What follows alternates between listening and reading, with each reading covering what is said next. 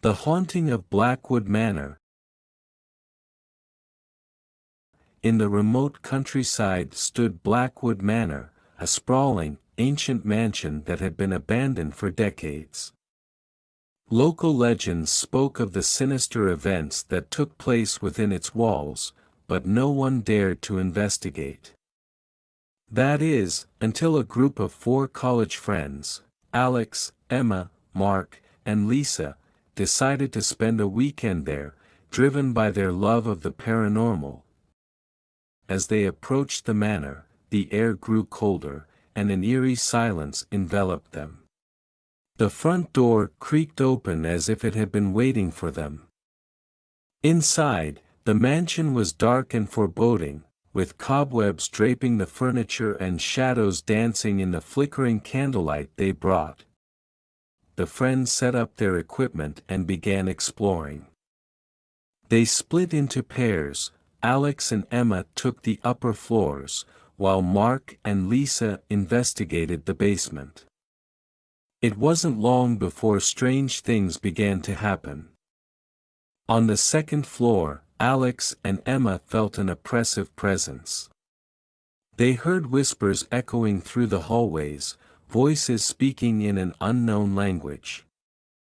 In one of the bedrooms, they discovered a diary belonging to a woman named Eleanor Blackwood, the last owner of the manor. Her final entry was a chilling warning: the darkness consumes all who enter. Meanwhile, in the basement, Mark and Lisa uncovered a hidden room filled with old, rotting furniture and strange symbols painted on the walls. In the center of the room stood a large, ornate mirror. As they approached it, their reflections distorted and morphed into grotesque versions of themselves. Suddenly, Lisa was pulled into the mirror by an unseen force, her screams echoing through the house. Panicking, Mark ran upstairs to find Alex and Emma. Together, they rushed back to the basement, but Lisa was gone. Only her terrified face remained, imprinted in the mirror's glass. The friends knew they had to find a way to rescue her. Desperation led them to continue reading Eleanor's diary. They learned that Eleanor had been a practitioner of dark magic, attempting to summon a powerful entity to gain immortality. But the ritual had gone horribly wrong, trapping the entity in the manor and cursing her and her descendants. As night fell, the manor seemed to come alive. Doors slammed shut, shadows moved of their own accord, and the whispers grew louder. The entity, now aware of their presence, began to torment them. Alex saw visions of Eleanor, her face twisted in agony, begging for release.